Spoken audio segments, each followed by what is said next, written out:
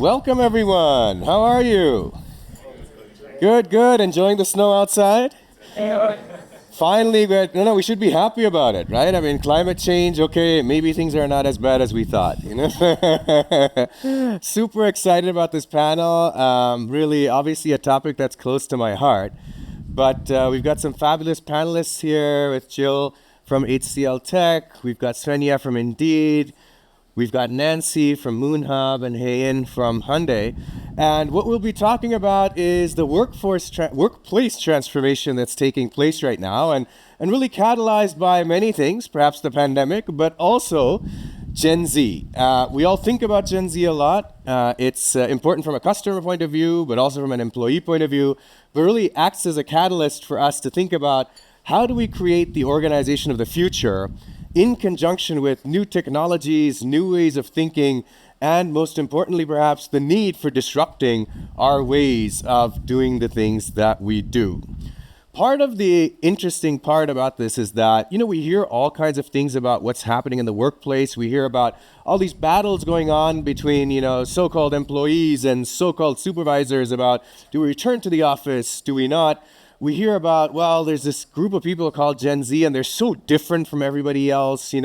They're passion-oriented and they're purpose-oriented. And then I hear from others, no, not really. I mean, they just want to go home. They're lazy. At 6 p.m., you can't find them anymore because they need to meet their friends, and they're letting their supervisors do all the work. Like some of my friends are complaining in investment banking, these analysts just leave them. It's no longer the 80-hour to 100-hour work week, right? All these interesting trends. But more than that, I think all that points to we need to think about, in an AI-driven world, in a pandemic-inspired, I will use that word very carefully, transformation, and in a generational shift, what could we be doing differently so we can solve the world's most intractable problems, or seemingly so, and at the same time, just do things more productively and in a better way. So we're going to talk about a number of different things. The format's going to be that we're going to have a little bit of moderated Q&A, and then after that, you'll have a chance to ask some questions as well before we wrap things up. I'd like to start with Jill, and each of the panelists is going to get some version of the first question, which goes something like this. So what are your observations about the workplace and how it's changing, and in particular how Gen Z is acting as a catalyst? And what are the needs that we have for change that you observe based on all the work that you're doing? And frankly, I want to ask you, is it a big deal? Is it really such a big deal, or have we seen this before? Thanks, Saikat. I do think it's a big deal. HCLTech has 220,000 employees all over the world, but we're India headquartered.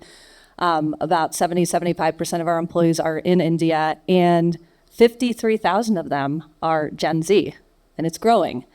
And headlines like this are all over the India media. Gen Z, that sinking feeling. Is there a solution to the growing trust deficit between employers and employees?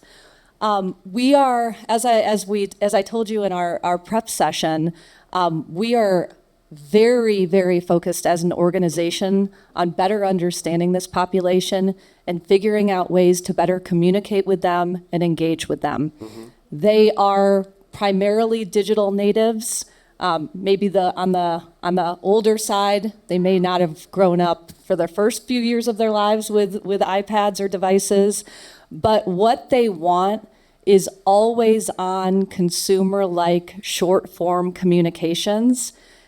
And our organization is not there yet. We have a lot of work to do to figure out how to give them what they want and what they're expecting. And I think one could say that all employees are looking for more brevity in communication, more personalized communications, but I think the expectations and demands are much more heightened with this population, and they will leave. There is not the dedication that existed in the baby boomer generation and to some degree with the Gen X generation. So we are at risk as organizations if we do not bridge the gap between what they're looking for and what we're providing today. Really important point. So partly it's a battle for talent, right? I mean, 100%, yeah. which drives that. Because otherwise you could say, fine, leave, but you can't, right? I want to come to you next, Svenja, because you also have a macro view, right? From, just Indeed and the analysis that you do. Give us your take. We live in interesting times, don't we? Are you having fun yet? It's really, I completely agree. We're seeing a lot of these trends in the workplace. Some of that just has to do with where we are in life in general, right? As consumers, we expect to be able to press a button and have things happen, right? I like to go on my phone and search for homes. I like to, get my food delivered within 15 minutes of pushing a button on my cell phone. And so all these things, I think, are spilling over into the workplace as well. We have expectations for a certain amount of ease and convenience because our general lives have gotten more easy and convenient. So I think that's really important to recognize. So there's just an overall trend with the times. And is Gen Z different? Yes, probably a little bit, but they'll also grow up and they'll start to learn all the things millennials learned when they were on the job first, right? So there's a little bit of learning and maturing on that front. And then there's the fact that we are also coming out of a pandemic and we're seeing certain trends that are sticking around, I think. So, for example, there is a strong expectation that if you can do a job remotely, it'd be really nice to have that ability, right? And have your employer give that to you. When we ask job seekers, why did you change jobs or why are you looking for a new job? Number one reason is more money. Everyone wants more money. It'd be great to get more money, wouldn't it? Number two, more flexibility. People would like to work in a hybrid job. They'd like to work in a remote environment. And it's not that they don't want to have any contact, right? Particularly amongst the Gen Z or early career professionals, you're finding that they do want to be able to come into the office partly because they learn from others in the office and perhaps part of their social circles in the office. So having that human connection is kind of important. Plus, working out of your studio apartment with the bed in the background is also not the coolest thing, right? But having that flexibility is really important. And then once you get kids and you have other commitments, being able to fully work remote or more remote hours is even better, right? So again, it's a little bit of a life cycle thing. But last thing I'll say, we're carefully watching trends like, skills first hiring and being able to apply to jobs even though you don't have the college degree or you don't have 12 years experience. You just have to have the skills to do the job, and a lot of employers are turning towards that as well. So we're watching that trend, and I think that's coming out of the pandemic again. We're seeing some of these things, and I think even though as an economist, we can talk about the short term and the long term, right? And in the short term, we'll see some disruptions and we'll slightly veer off course in some of these things. But then in the long term, is my expectation that we will get back on track and follow on this course. Super interesting. I'm going to skip over you, Nancy, for a second. You'll see why in a minute. Hey, and your thoughts on this? And from observing large organization, Hyundai, obviously lots of employees. Your thoughts on this? Definitely important topic for sure. As previously mentioned, talent acquisition is a big important factor and the challenge as well. So knowing your customer, i.e. your candidate, understanding them and find the ways to engage them strongly is important. Having said that, I think we have to be a bit conscious of the danger of making that topic a bit divisive. So Gen Z and other generations, it's not about one versus the other. It's actually finding the way that all generations, and generations is not only one factor, every function operates differently. What professional background you come from, they collaborate differently. So it's all about how you create inclusive culture that brings out the best contribution from everybody. So I think that's what we are focusing on. So making D&I and this conversation more about how inclusive culture is actually critical for the company to deliver upon the purpose and business mission, because that's what they deeply care about. So this vocal about the D&I actually stems from a bit deeper sort of the commitment to the purpose and societal impact. Love it. Both the connection to the real, underlying motivation, but also that we have to manage this, right? I mean, the tensions that might arise. It's obvious why I asked the others to speak before you. We've been kind of talking about you, Nancy, or the group that you represent to some extent, right? Let's just say you're Gen Z, but just your thoughts, as sort of a startup founder as well, and working with folks and being part of perhaps a certain generation that's close. And how do you feel about all this? I mean, is this really that different? What do you care about? What are the wants and needs? What do you want seen addressed? And your friends. Yeah, it's a good question. It's funny. Saikat asked me to be on this panel, and he's like, "Oh, I want you to be the representative Gen Z person here." And I actually had to go on ChatGPT this morning. I was like, "Am I Gen Z?" And I was putting in my birthday and everything, and turns out I'm borderline. It depends on which source you ask. I'm borderline Gen Z. So the mere fact that you consulted ChatGPT says everything. So I will be the representative here, and I'll do my very best. Though I have to say, many of the things I saw when I asked what characterizes Gen Z in the workplace, I actually don't resonate with. So, all right. So as Saikat said, so I run a company in the AI space. We actually build AI solutions for many companies actually here on the Promenade to help them hire and scale out their teams with AI. So we essentially build AI-powered recruiters. There's the three things that I think a lot about are personalization, skills, and then this general idea of the acceleration of time because of AI. So I'll briefly touch on all three, and then we can dive into them in more detail in a second here. But on the personalization aspect, I think there is a greater demand for authenticity and personalization from employers, whether it's you're reaching out to candidates and making sure that they actually have relevant opportunities. No one wants to get that sort of templated recruiting email. I think with AI actually have a potential opportunity to make the experience of being an employee or being a candidate more personalized. And I think that resonates a lot with these Gen Z individuals.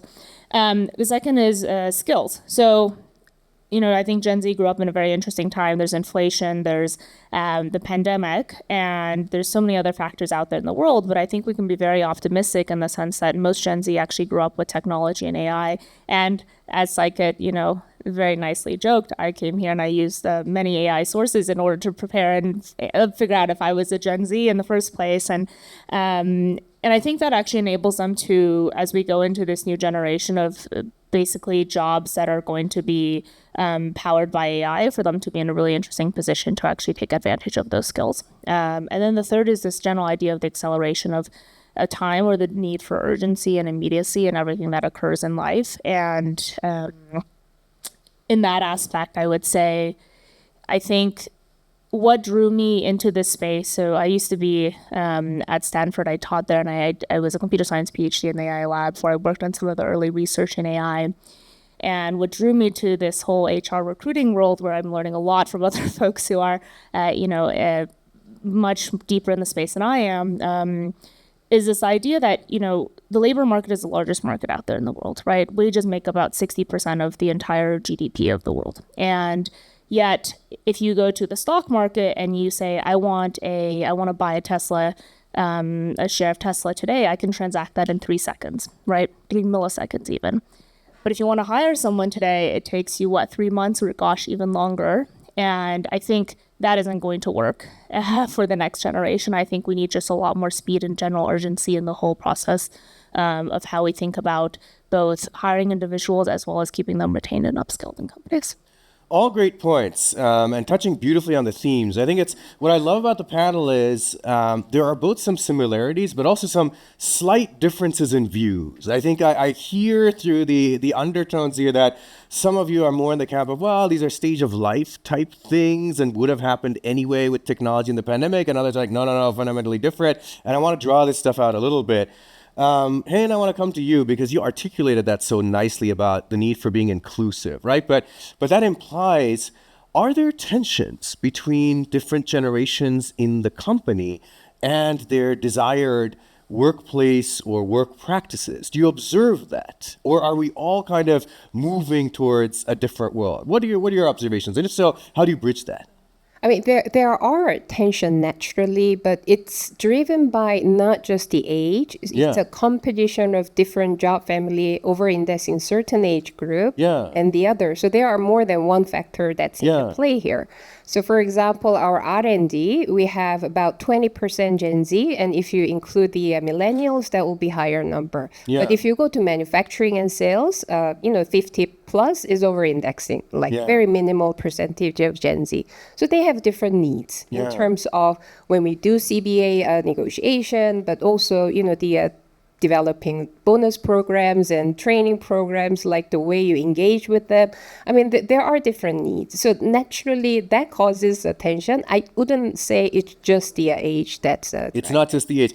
And have you observed this pattern before as well? Or is there something different that you're seeing happening? It was more or less the same when the whole term millennials came about. So I wouldn't say the whole sort of pattern of discussion is a whole lot different, because there was a time that the whole millennials and Gen Z were lumped together, called MZ. Now it's more Z, because millennials now started having mortgages and kids. They have different sort of their perspective to life. And after a couple of years of their professional experience and becoming a line manager themselves, they develop certain, different perspective, but also a bit of appreciation of a bit of a difficulties or challenges their line manager had gone through. So. Interesting. Jill, I have to ask you to comment now. I mean, Yeah, your I've been itching observations to about say this. a few things. I know that. Kind of Well, you see what I'm setting two up things here. can be true at once. So first of all, I Diplomatic, completely yeah. agree that this generation is broadly more purpose-driven, Yes. and there's a lot of data to back that up.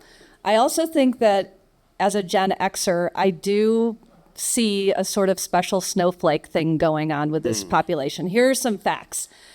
In a survey that Forrester did, 53% of Gen Zs were likely to strongly or agree that they feel burned out at the end of a workday. They also get super concerned if they do not get feedback all of the time. They want a continuous loop and a continuous stream of feedback.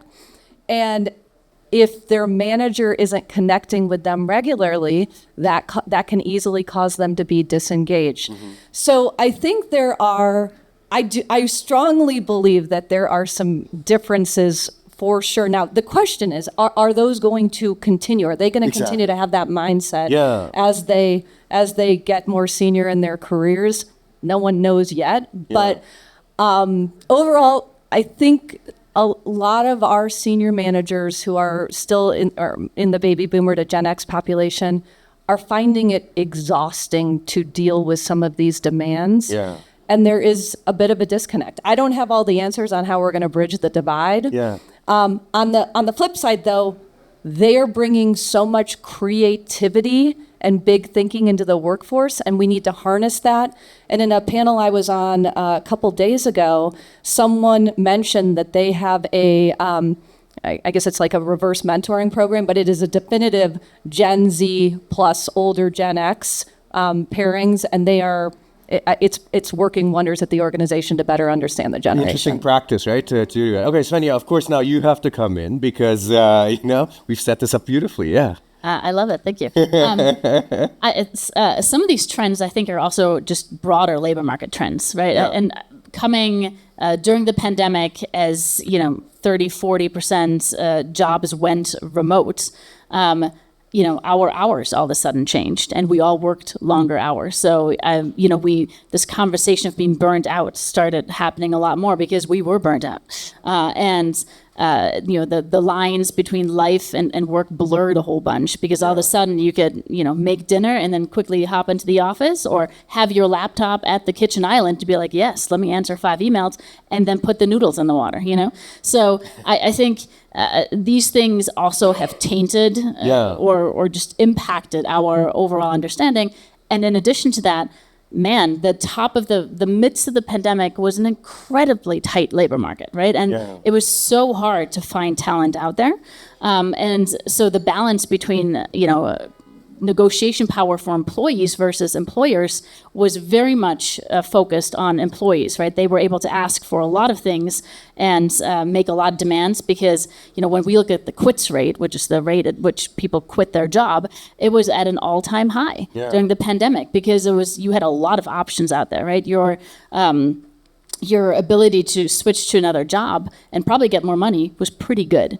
And so we're seeing that show up in the data and the demands that get made. Now, the labor market has been cooling for the last 2 years. So we're seeing a bit of a reversal now, where as a job seeker or employee, you don't have quite as much bargaining power. And we're seeing a little bit of that in like the return to office policies that are coming up, where employers are saying, I want you back so I can see what's happening. I believe it's better for culture, or, collaboration is better, whatever it may be. And employees are still pushing back, but they don't have as much, power really to go on anymore. And so sometimes that works, sometimes that doesn't. And the quits rate is down a whole bunch, so we're not seeing as much churn in the labor market. Yeah. And of course, we're hearing a lot of discussions when people are saying, I'm looking for another job. Why is no one getting back to me? Well, instead of it taking a month to hire someone, it's taking like 4 months to hire someone. And it's, there's less urgency in the labor market. So that's impacting the experience that job seekers have as well. So a lot of that plays into, I think, the overall mindset of what's happening on the job and what job seekers actively searching for a job right now are going through in the labor market. Really nice points. Nancy, I want your views, but in particular, you talked about purpose or around that as well. And I want to start thinking about how we can create a culture, an organizational culture where we can take care of all these needs, right? Because clearly we can learn from different generations, from different time periods and effects like the pandemic as well. Nancy, from your point of view, what does the ideal organizational culture look like, which will really take into account all these needs that you articulated so beautifully and lead to a productive, thriving, happy workforce and workplace? Yeah, so to your question about culture, Yeah. I think it's about just being transparent about what it is that you value. I don't think there's any one-size-fits-all solution for making every Gen Z person happy and every millennial happy. And I actually really do resonate with what you said, Svenja, which is I don't think a lot of these topics that we're talking about are specific to Gen Z per se, but I think they're more specific to individuals entering the workforce in a time where there's just a lot more let's say, bargaining or negotiation power on the side of the employees. Yeah. And I think that makes it possible. And plus the pandemic makes it possible for individuals to say, hey, I want to work remote. Hey, I want to have a 9 to 5. Hey, I'd like to be a nomadic lifestyle person and, write code from Argentina for 2 weeks. And I think that is just really enabled by the actual macro dynamics of how the market is doing. Yeah. So I think one is you just have to be very transparent about your values, right? Like we're a remote first company. I know people like there are companies like GitLab. So their ex CTO works very closely with us, and GitLab is very, very, they're just very adamant. They're a remote first company, and it works for them. I also know companies in the Bay Area who are in person, and it works for them as well. I will say, I think you just have to be transparent about what it is that you value, and then communicate it, but there is no one-size-fit-all solution. One thing, though, I will say is I think specifically for that group of individuals entering the workforce early on, there is some benefit, and there are many studies that say this, of being in person. Yeah. So what we have seen is a general desire for the best of both worlds, which is let me be in a hybrid office, go in 3 days a week, and then work remote the other 2 days.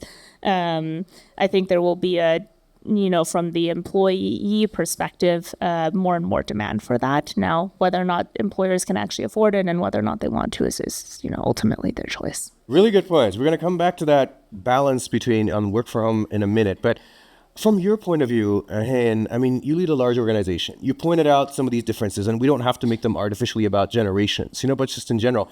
How do you create that inclusive culture that addresses these different needs of employees? And how do you cultivate that, especially at scale, being such a large organization? I think everything starts from your purpose, mission, and strategy, because everything has to have a reason why you want that culture or what. So I think it's really important that D&I is, again, linked to the purpose. So I give my company and auto industry as an example. It used to be very manufacturing, traditional, hierarchical, like follow the process, certain mold worked. Yeah. But now with the transformation to electrification, and we are going to robotics, air mobility, and the hydrogen fuel cell vehicle, we need vastly different skill sets who speaks different languages, works in different way, and comes from different background. So without having A, that diverse group of people, and B, inclusive culture, so that they come in and feel safe and welcome to bring their contribution to the table, we have no chance of delivering smart mobility solution to our customers in time, at the quality, and at the price that they need, and fulfill our purpose of making positive progress for humanity. So when you connect those dots, I see very powerfully creating very deep engagement and commitment from our workforce. So, yeah, go ahead. Oh, and the last one, I just want to say, I think I agree with you that these demands for either flexibility or need for feedback, transparency, I think it's common. So I saw also the positive impact of Gen Zs because they are being much more vocal about it. So other generations may be wanting it, but less, Very nice. bold in asking. Yeah. So they have no qualms about writing directly to CEO asking about why bonus is calculated certain way. Then that actually makes the company a bit more on the conscious and thoughtful about designing things and explaining, clear logics and arguments about it. And actually, who uses those policies more are other generations. So, for example, we have the paternity leave, parental leave, that used to be just used by, women. Yeah. But now a lot more men are using it because, the guys, the younger generation has less reservation, fear, or worry about how they will be viewed by others. Yeah. So it's a positive catalyst that they are bringing to the culture. Yeah. Same for the feedback. It used to be sort of horrifying process to receive and give feedback. Yeah. But again, because, as Jill said, they want constant feedback. Like when we were designing our recognition program, there was a study done that they need some sort of assurance in every 3 days or something. And the other generation coming like a 1 in 3 years is a good enough feedback frequency. They want to be left alone and have the autonomy. These generations just need. That's right. But that created the culture of, look, it is actually important that you give and receive feedback. And we actually built a process, including myself. I get feedback every, year from 1 to 3 layer down from my direct reports about what kind of workplace environment that I'm creating. Yeah. And any feedback they want to give me, they are free to give me the feedback, and I get the sort of the scores and where I spike, where I need to improve. So I think that sort of the creation of the process and the acceptance by employees was catalyzed by our Gen Z. Yeah, this is great. Saikat, can I weigh in just for 1 second? Absolutely. I just want to call out that these are really amazing and great developments, right? This is actually good. We want this to happen. And we're seeing this in the data too, when you're looking across the world at just wage transparency. So the number of job postings that actually tell you this job will get you somewhere between $85 and whatever, $110,000 or whatever currency you're in. Yeah. And, those numbers have been steadily climbing quite drastically. We're seeing more transparency laws kick in. And these are all things you want to have happen because they will help with equality on the job, right? Yeah. They will help, women, all sorts of groups achieve parity. And that's really a great step forward and something we want to be seeing. And of course, we'd be remiss not to mention Gen AI and all of this as well. We are in Davos after all. Yep. Sick of AI yet, but we have to bring it up. AI could help with some of these things as well, right? Really important points, Jill. I've got to get your views too, because you're also creating the culture for these things, and these practices are really important. How do you? They're extremely important. So I do agree with it all starts from your purpose. Yeah. But I want to continue to say that we are seeing, especially in India, some generational differences, and one very important one that hasn't been pointed out yet. Yeah. There is a mental health crisis with this generation in India. With that point I raised earlier about 52% people saying they feel burned out at the end of the day. This feature, there's a feature in this magazine about an alarming rate, and this is horrible, of suicide amongst this population at in the services companies in particular in India. And if your organization does not have a focus on mental health, you are at risk as an organization. HCL has on-campus healthcare in India because we have under our corporate organization, we have a division called HCL Healthcare. So we have mental health and wellness and physical health all over our campuses. But there is a lot of stress in the system when this generation is not getting constant feedback, does not feel like they have an outlet, is not able to work, and have some semblance of work-life balance. They are having a hard time dealing with that. So this is a concerning trend, I guess, right now. Yeah. And I think our organization is taking it extremely seriously and really working for further ways to reinforce all of the mental health programming and maybe even supplementing the programming we have today. It's a really important point. I mean, honestly, in education at universities, we see the same issue, so it's very pervasive. So I don't think it's India limited, and it's just, it's spanning the globe. Really important issue. I mean, a couple of things I learned from this part of the conversation, which is we can use purpose as a way to unify these different and bring inclusivity, right? Because that's how you can bring people together. But you need other mechanisms and other practices. The idea of Gen Z being a catalyst for everybody is a really good thing. So we want to harness the positive stuff that comes out of every group. I think that's really positive. I have a couple of, how are we doing on time, by the way? 15 minutes? Okay, good. All right, I have a couple of specific questions, right? So one very precise one first for each of you. So what is the right number of days you should be in the office, and how many can you be flexible? Very precise. I know it's not perfect, but if you could choose for your organizations, what would it be? So for example, 3 days in the office, 2 days at home, or whatever. Starting with you, Ann, and then we'll just go down. I want your answer. Depends on the job that you do. So Yeah. if you're in manufacturing and sales, of course you have to be in the Right. office. Yeah. And in our case, R&D as well, Yeah. because it's a teamwork and you have to be on site to do a lot of activities that you must to do. Yeah. For other job families, like support functions, they are more free. So we are not requiring per se, like how many days you must to be in the job globally. So we leave it actually to the markets to decide what days should be appropriate for them to come in. What's the minimum? So 2 days were our minimum in some markets.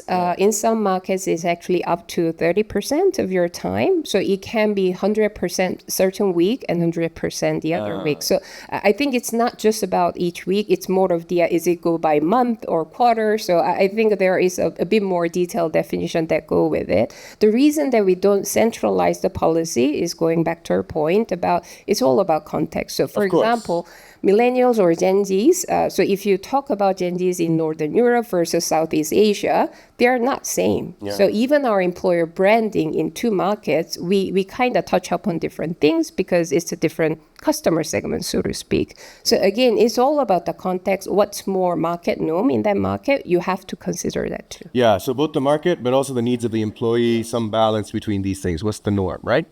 From your vantage point, Nancy? So we're a remote first company. Yeah. So we did make that decision. Yeah. And we started as a post-pandemic company, so it was almost like the only choice we had at the time. Yeah, but if Now, you could really, That I said, really wish. yeah, Yes. absolutely. That said, I think for an early stage company, it's helpful to be in person in the early stages where everyone is in the same room, working together, building something. And I think there's potential to miss out on some of those important conversations if you're not in person. Now, the flip side is we have built, now that we are a remote first company, I think a wonderful culture where people just learn to work remote first. And I actually think a lot of the challenges that people cite about working remote first are not actually inherently true about working remote first. It's just that people haven't had time to exercise the muscle of how to work remote first, and so they're just inherently bad, right? Like if you start doing something, if you start exercising, you're not going to be good on the first day. And I think remote is a bit of the same thing, where I think as an organization, if you choose to do it, you can do it very well, but it just takes time to transition into it. And but I actually do think you can build a really productive company remote first. If I just may Yeah, yeah. contribute, I talk a lot about this topic with all the CHRs. CHRs is a bit tired of this topic, Yeah, to sorry be to very make you honest. tired, yeah. No. It's more because, Yeah. I mean, it's less about exactly what your policy is. I think it comes down to, do you really enforce it? Yeah. So if they don't come into the office that many of days, do you actually take some action about it? And do you? Nobody does, because it's actually quite sensitive topic. So then, coming back to your point, it's a decision you make. Then be consistent with it. Yeah, but Because, is that because you're afraid of the talent leaving, or is that because you actually believe that you don't need to enforce it?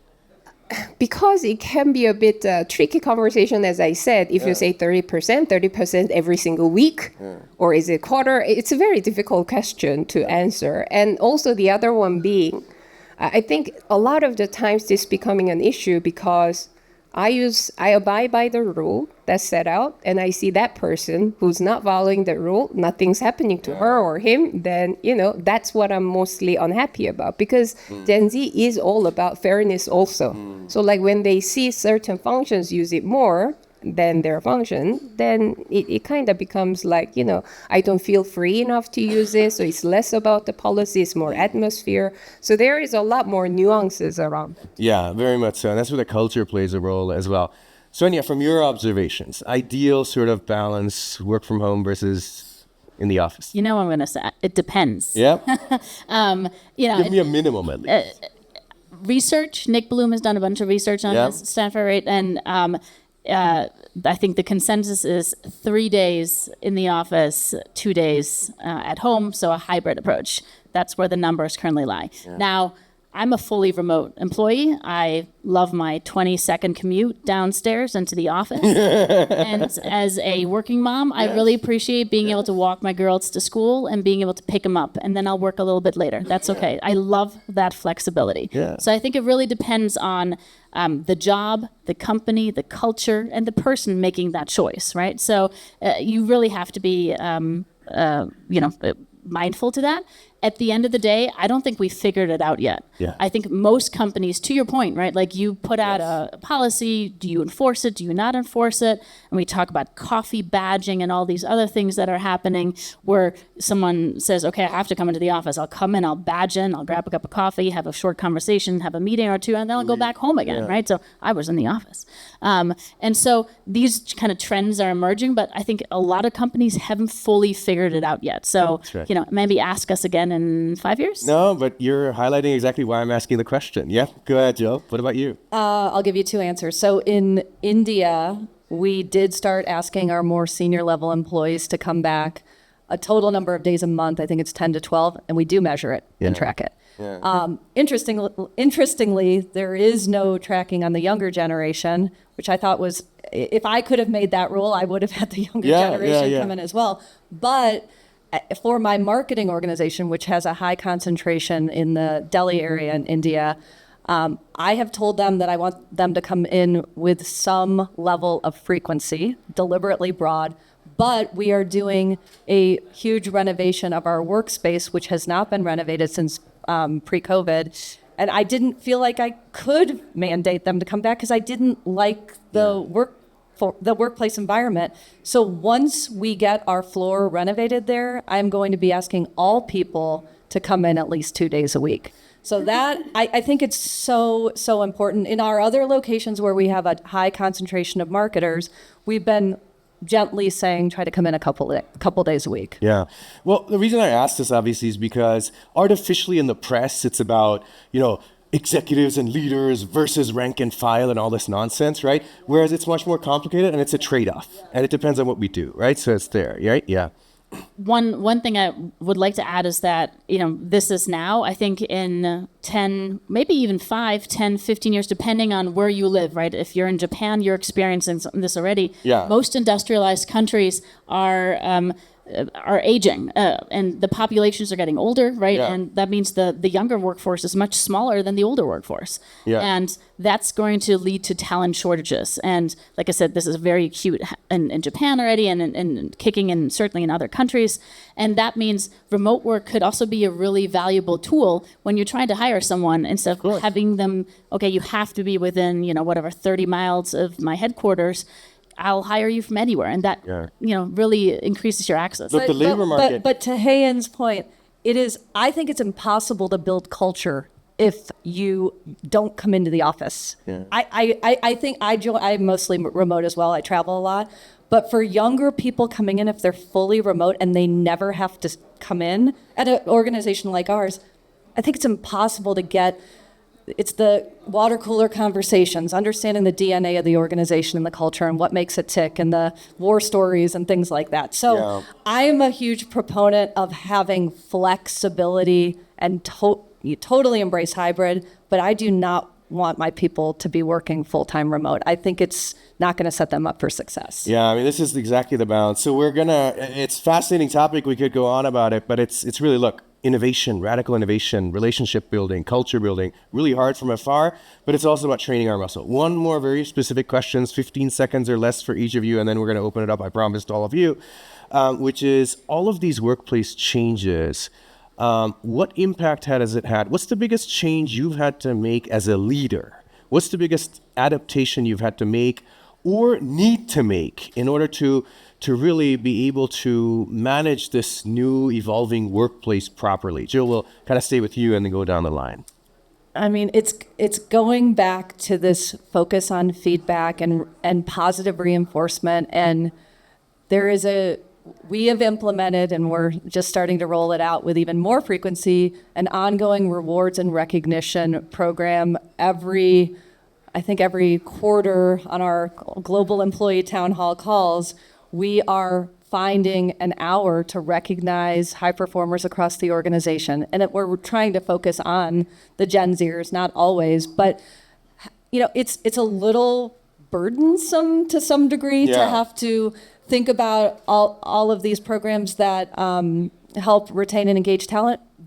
But once you've kind of organized the structure of it, I do think we're all loving seeing the feedback and enjoying the fact that some small things can go a long way. But as a leader, it does take time to have to rethink.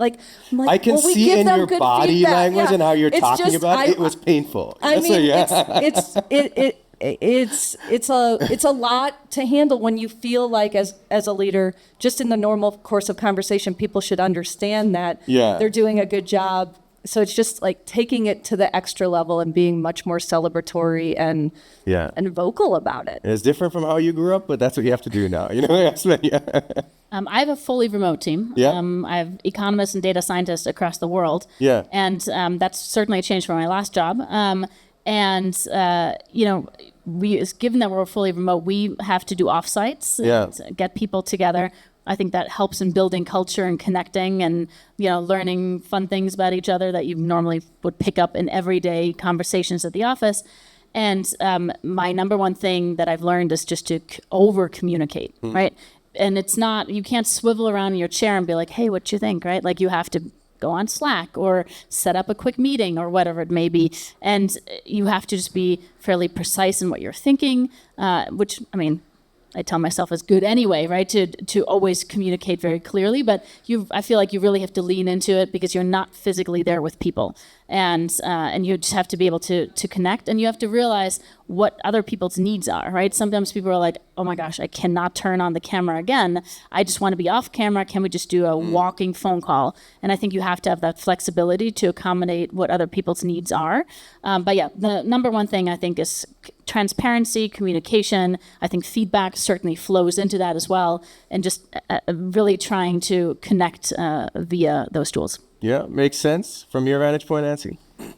So as a company, some of our core values are trust, ownership, positive impact, and velocity. And, as a remote first company, I think that what I've learned, and this has actually come through feedback from some of our members of our team, is repetition. I think it's true if you're in person too, but I think especially in our context, like you have to basically repeat things until those exact phrases are basically being said back to you. And that's what I do. It's like we have company all hands every single week now. And I think people really value this idea of transparency and understanding where the company is going. And for what it's worth, transparency doesn't have to be, let me show you our entire P&L and how the business is doing, right? 'Cause you don't want to freak people out. But but transparency can Or be delight people. or delight them. But transparency, I think, can just come from just saying, hey, we won this customer. Let's like all celebrate together, but just iterate, sort of giving people a sense of how the overall business is doing in a way that makes them feel more involved and aligned with the purpose. Makes sense? Hand for you? Definitely, leaders has to be more comfortable in direct engagement and communication with the wider workforce. So, because that's what Gen Zs really love, like being part of the bigger picture conversation and decision making, and frequency definitely, and feedback, but in a way that having a courageous and honest conversation. So oftentimes I find line managers are a bit afraid to give tough feedback to Gen Zs because they are a bit afraid of being labeled as old fart. So then you kind of leading them on with false kindness and disappoint them at the end of the day with a rating. But, I think it's a bit more related to Nancy's expectation setting as well. So look, flexibility, personalization, all good. But at the end of the day, we have a customer to serve. Yeah. That's where we draw the line, and that's the purpose.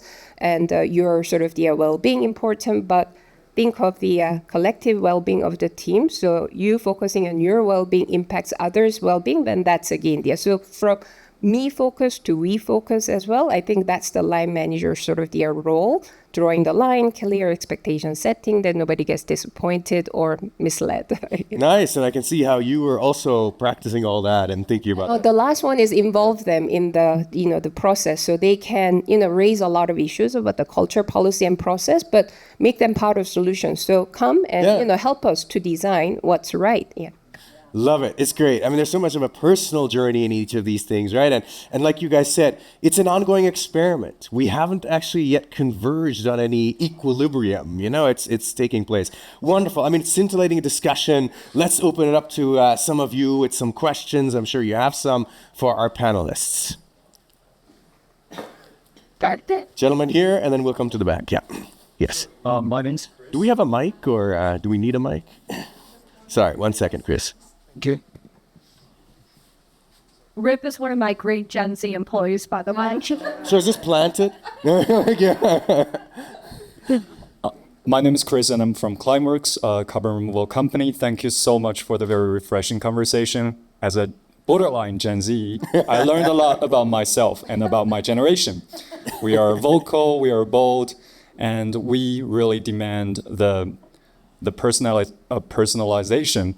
So I have a Gen Z question to Gen Z, because Nancy, you mentioned personalization, you mentioned the need for authenticity. From my own AI experience, I can certainly see how AI can help with personalization.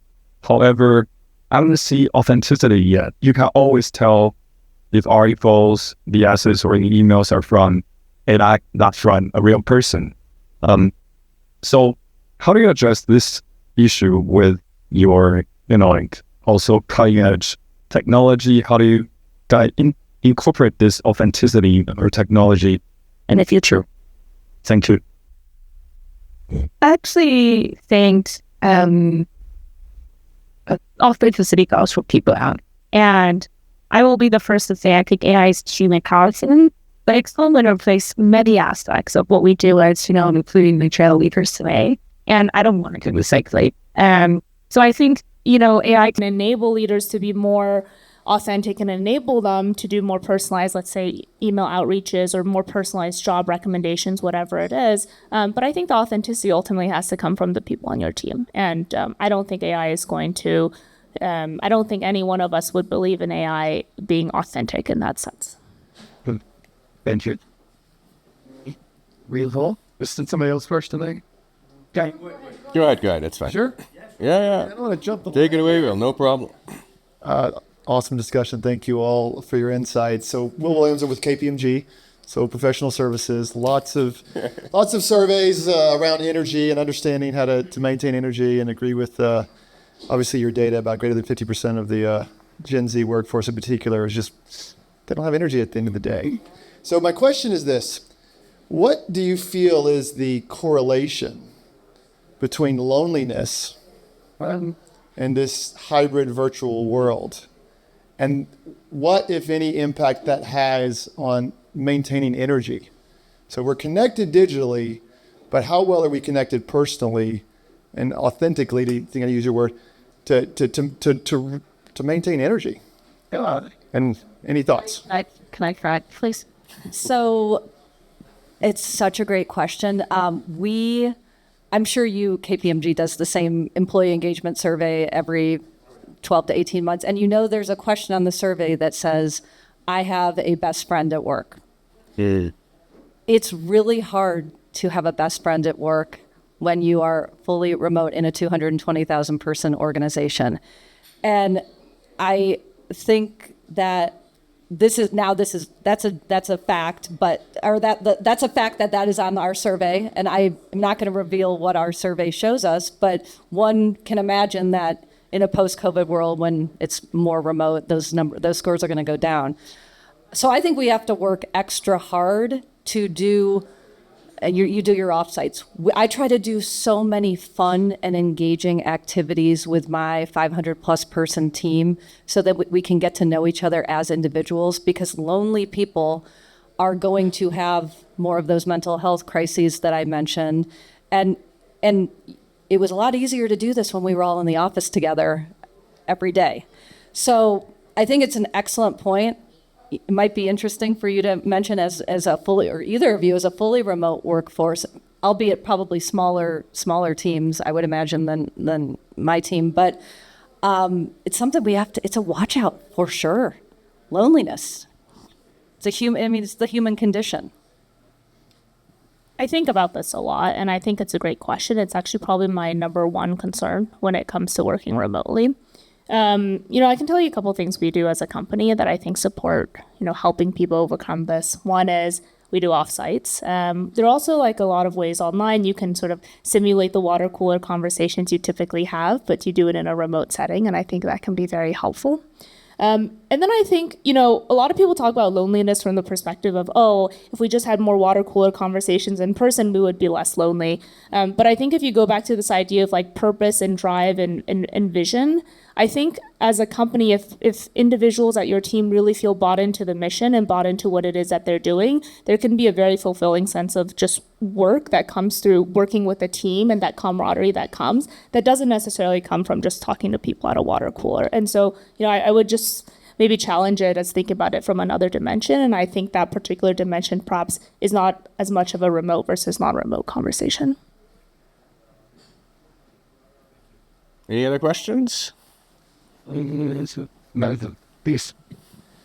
Thanks, Saikat. Thanks, the panel. The question I have is kind of connected, but I do want to delve on the idea of technology. And Gen Z are digital born, they're digital ready all the time. They use all kinds of technologies.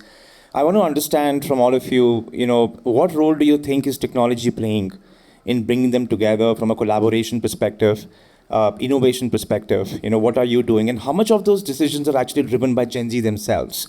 We all use technology tools to stay collaborative in our organizations. My wife works for a different organization. She's got different tools, and they kind of bring their own challenges, and opportunities. But I do want to understand on the topic of what role do you think technology plays, and how much of that is governed and influenced, by Gen Z themselves? I didn't share this fact earlier. I will say, in my research, I learned that Gen Zs spend the equivalent of 112 days a year on their device, and they are also on the lowest end of the spectrum of understanding, appreciating, or caring about cybersecurity. So or privacy, right? Exactly. Yeah. So as a large enterprise organization, this is very challenging for HCLTech. I would love for us to be much more consumer-like in the way that we communicate with employees, but my gosh, with all of the cybersecurity concerns we have, it's very challenging. So I'm imagining that smaller organizations are better, or maybe it's easier to be so digital first. But this is a tough one for us. Yeah. Can I take this one? Of course, we expect. I think it's a great question. And I actually think there's a lot you can learn from how they communicate with each other. And I'll give you an example. I was talking to the CIO of a large Fortune 500 company the other day, And he had just started the job about 2 years ago, and he was telling me, this is the strangest job I've ever had. And I asked him why, and he's like, well, the first day I tried to do an onboarding call, and someone on my team who is much younger than me, I pick up the phone and I try to call them, and I get a text message back saying, can we just resolve this over text together? And it was the first, he'd never met this person before. And he's like, what would you do in my shoes, right? And apparently this guy, I kid you not, and I have not experienced this myself, but he says, I now have an emoji that I send to some of my employees, and it's a pasta sign. And whenever they send the pasta emoji, it means, can we talk? It's really urgent. And he says, I can use this emoji about once a week, and that's my maximum. But, there's one thing which is okay. We have to learn how to communicate better. And, I'll be the first to say I also enjoy texting people. And so I can understand to some degree. But I actually think that you can learn a lot from this, and it improves your business, right? Because the translation of that is not a lot of people are taking cold sales calls now. And if your buyers are becoming younger and younger, then your buyers probably respond more to text and email, just like your employees on your team. And I think that was the really interesting insight that I had from this conversation. And then to your point about exactly what types of technologies, I mean, there are great technologies online now where you can walk around in a virtual room and talk to people next to you. There's water cooler softwares. I'm a big fan of Slack huddles. So one thing we do as a company is we just normalized it that just like in a normal workplace where you go up to someone and you talk to them, you can huddle them whenever you want. And, if people don't pick up, they'll call you back. But it's totally fine. You don't have to be like, hey, can I schedule an appointment in 40 minutes and talk to you? You just huddle them. And it's really nice because it's also very inclusive, right? Because and Indeed is great at this because we use Slack, and you can quickly call. We can quickly just talk over that, or do a quick Zoom call. When we do company meetings, we now send a quick video ahead of time to share some quick information. It's also, we follow up with an email. So these are all different modes of communication enabled by a lot of different technologies, right? And that's because people pick things up in different ways, right? A lot of people don't want to be in front of a screen and don't want to talk to you personally. They'll text you. Oh, takes some getting used to. Or they'll just, Slack real quick and then do a quick call or follow up via email, whatever it is, send you a Google Doc. I don't know. But I love that there's so many modes. It does make it harder to figure out which channel you're getting the information on and making sure you send it on all channels or it's known what channel you're using. But in general, I think it's a huge plus that we have all these tools at our fingertips that we can be super inclusive in how we reach people.